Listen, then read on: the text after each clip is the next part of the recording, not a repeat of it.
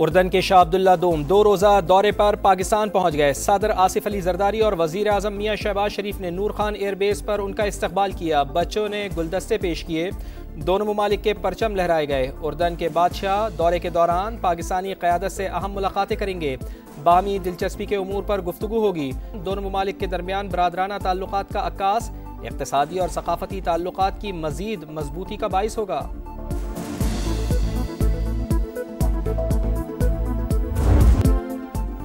हैदराबाद में अफसोसनाक वाक़या। लतीफ़ाबाद में पटाखे बनाने वाली फैक्ट्री में धमाका, 5 अफराद जाम बहक, 8 शदीद जख्मी, इमारत मुनहदिम। लोगों के मलबे तले दबे होने का खदशा। इमदादी सरगर्मियां जारी। हुकाम के मुताबिक गैर कानूनी फैक्ट्री खेतों के दरमियान बनाई गई थी। धमाका इतना शदीद था कि करीबी घरों को भी नुकसान पहुंचा। धुएं के बायस सांस लेने में मुश्किलात।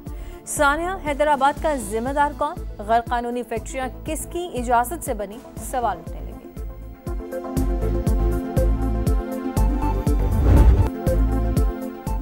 बानी पीटीआई ने इख्तिदार और ताकत के लिए बुशरा बीबी से शादी की। बुशरा बीबी ने बानी को बताया शादी हो जाएगी तो वो वजीर आज़म बन जाएंगे। बानी ने इख्तिदार के लिए सियासत के बजाय तोहम परस्ती पर इन्हिसार किया। फैसला साजी पर रूहानी मुशावरत का मजबूत तासुर पैदा हुआ। बरतानवी जरीदे दी इकॉनमिस्ट की खुसूसी रिपोर्ट में होश रुबा इंकशाफ। सीनियर सहाफ़ी ओवन बैनेट जोन्स ने लिखा, बुशरा बीबी अहम तकर्रियों और सरकारी फैसलों पर असरअंदाज होने की कोशिश करती नहीं। बानी और आर्मी चीफ की मुलाकातों में भी मौजूद रहती थीं। हसास इदारे के अफराद मुबैना तौर पर मालूमात बुशरा बीबी तक पहुँचाया करते थे। उनकी इजाज़त के बगैर बानी का तैयारा उड़ान नहीं भरता था। रियासती उमूर में बुशरा बीबी का फैसला हरफ़े आखिर समझा जाता था। जहांगीर तरीन ने काले जादू से मुताल्लिक़ दावे बानी पीटीआई के सामने उठाए। बुशरा बीबी ने कहा, सफ़ेद कपड़े इसलिए पहने हैं ताकि आप काला जादू करने वाली औरत ना समझें। रिपोर्ट के मुताबिक बानी पीटीआई ने करीबी साथी को हलफ बर्दारी में शिरकत से सिर्फ इसलिए रोका कि बुशरा बीबी को कोई ख्वाब आया था।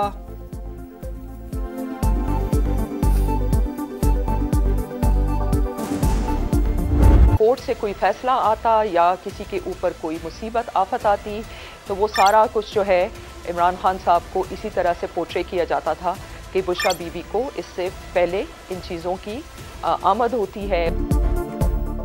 अभी सिर्फ 10% चीज़ें शाया की। सहाफ़ती उसूल और कानूनी तकाज़ों के बायस 90% मवाद सामने नहीं लाए। बरतानवी जरीदे द इकॉनमिस्ट की रिपोर्ट की शरीक मुसन्नफ़ा बुशरा तस्कीन की समा से गुफ्तगू। कहा, एटमी मुल्क को जादू और अमलियात के जरिए चलाया जाता रहा। बुशरा बीबी हुकूमती फैसलों, तकर्रुर और तबादलों समेत सब काम पर इख्तियार रखती थी। सियासी तजुर्बे की कमी की वजह से जल्द एक्सपोज हो गई।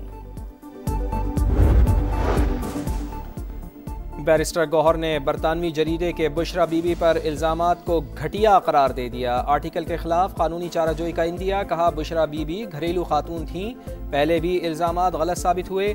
ऐसे ओछे हथकंडों से बुशरा बीबी को तोड़ा नहीं जा सकता। वो तमाम तर कोशिशों के बावजूद बानी के साथ हैं। बरतानवी जरीदा कोई सहीफ़ा नहीं। BBC जैसे इदारे को भी डोनाल्ड ट्रंप से मुआफ़ी मांगना पड़ी। बानी के फैसलों के पीछे झूठ और बहतान का पूरा निजाम था। तमाम फैसले रूहानियत का लबादा ओढ़े उनकी अहलिया करती थी। द इकॉनमिस्ट की रिपोर्ट से हकीकत खुलकर सामने आ गई। अता तारड़ कहते हैं कि बुशरा बीबी हुकूमती फैसलों पर असरअंदाज होती थी। उस्मान बुज़दार को वज़ीर आला भी उन्होंने ही लगवाया। अज़मा बुखारी ने रिपोर्ट को 100% दुरुस्त और हक़ाइक़ के मुताबिक करार दे दिया। कहा, बरतानवी जरीदे ने जाली पीरखाने और रूहानियत में छुपी शैतानियत से पर्दा उठाया। 4 साल तक कोच और पीरनी ने बानी को बेवकूफ़ बनाया। जादू टोने से जाली पीर खाने चलते हैं, मुल्क और मैशत नहीं।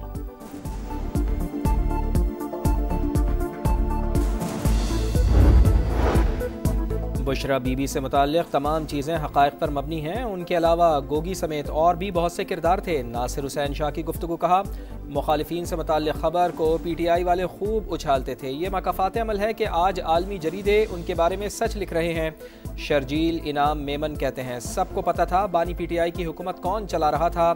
जादू टोने में आने वाले शख्स को बानी के करीब लाया गया। जनाजों और मैयत पर ना जाना सब बुशरा बीबी तय किया करती थीं। लोगों को वज़ीर आज़म हाउस बुलाकर ताज़ियत की जाती थी। रियासत मदीना के लिए कंटेनर पर चढ़कर मजहबी टच देने का कहा जाता था। और 27वीं आईनी तरमीम के बाद एक और जज का इस्तीफा। लाहौर हाईकोर्ट के जस्टिस शम्स महमूद मिर्जा मुस्ताफी। आईनी तरमीम के बाद तबादले का इम्कान था। इस्तीफा सदर पाकिस्तान को भिजवा कर चैम्बर खाली कर दिया। 2028 में रिटायर्ड होना था। उनके खिलाफ जनवरी में सुप्रीम जुडिशल काउंसिल में रेफरेंस भी फाइल किया गया था। जस्टिस करीम खान आगा भी वफाकी आईनी अदालत के जज बन गए। आईनी अदालत के चीफ जस्टिस अमीनुद्दीन खान ने हलफ लिया। हलफ बर्दारी की तकरीब में जजेस और वकला शरीक हुए।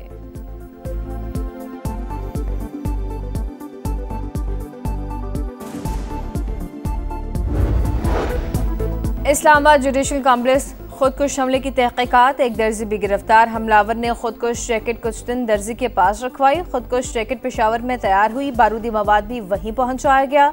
जराये के मुताबिक खुदकुश जैकेट हमलावर गुड़ की बोरी में छुपाकर इस्लामाबाद लाया। 3 दिन तक जैकेट दरख्त के नीचे छुपाए रखी। मरकजी सहूलतकार से तफ्तीश में मजीद इंकशाफात सामने आने की तवक्को।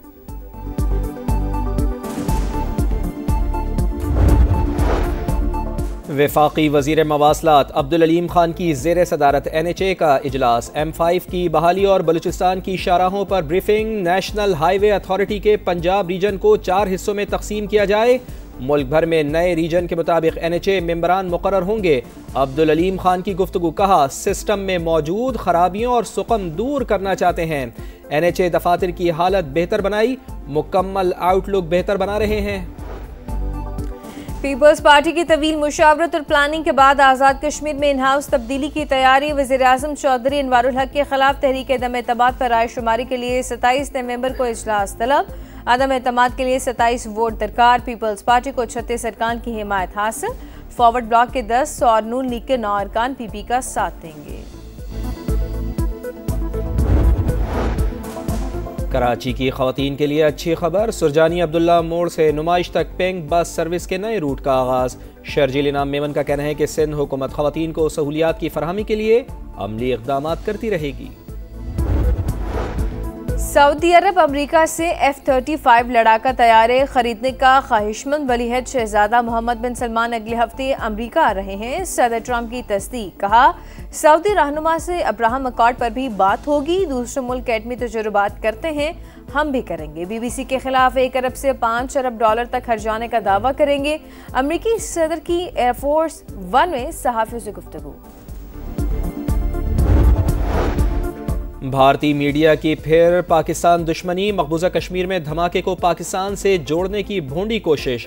भारतीय मीडिया ने धमाके की जिम्मेदारी को नामालूम दहशतगर्द तंजीम के साथ जोड़ दिया। इंडियन मीडिया के दावे गलत, बेबुनियाद और शरंगेज हैं। मकबूजा कश्मीर पुलिस ने धमाके को हादसा करार दे दिया। बारूद के जखीरे में होने वाले धमाके से 9 अफराद हलाक, 29 जख्मी हुए। सलामती काउंसिल में गजा अमन मंसूबे से मुतल्लिक अमरीकी करारदाद वोटिंग पीर को मुतवक्के। अमरीकी मंसूबा गजा का इंतजाम फलस्तीनियों के हाथ में देगा। अमरीकी मंदूब का वाशिंगटन पोस्ट में मजमून। अबूरी मुद्दत के लिए अमन काउंसिल के क़याम की तजवीज़। गजा की तामीर नौ में काउंसिल का किरदार अहम होगा। पहले जनूबी अफ्रीका, अब श्रीलंका। वनडे में पाकिस्तान एक्सप्रेस जीत के ट्रैक पर। शाहीनों ने दूसरे वनडे में आइलैंडर्स को 8 विकेटों से शिकस्त दे दी। सीरीज में 2-0 की फैसलाकुन बरतरी हासिल। 289 रन का हदफ 10 गेंदे कबल पूरा किया। बाबर आजम की नाकाबिले शिकस्त सेंचुरी। 102 रन बनाकर नॉट आउट। फ़खर जमान और मोहम्मद रिजवान की निस्फ सेंचुरियाँ। फ़खर जमान 78 और मोहम्मद रिजवान ने 51 रन स्कोर किए। मेहमान टीम ने पहले खेलकर 8 विकेटों के नुकसान पर 288 रन बनाए। हारिस रऊफ और अबरार अहमद के 3-3 शिकार। शानदार फतह पर वजीर आजम मियां मोहम्मद शहबाज शरीफ और चेयरमैन PCB मोहसिन नकवी की मुबारकबाद। सीरीज का तीसरा वनडे मैच कल होगा।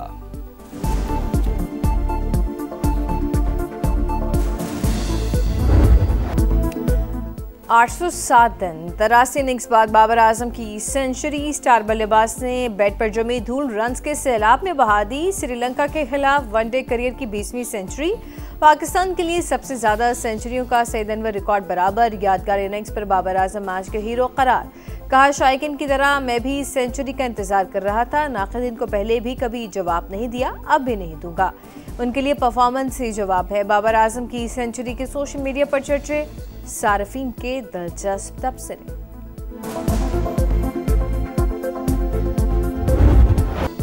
और FIFA world cup European qualifier में जर्मनी ने लग्जमबर्ग को 2-0 से हरा दिया। क्रोएशिया ने फेरो आइलैंड को 3-1 से शिकस्त दी।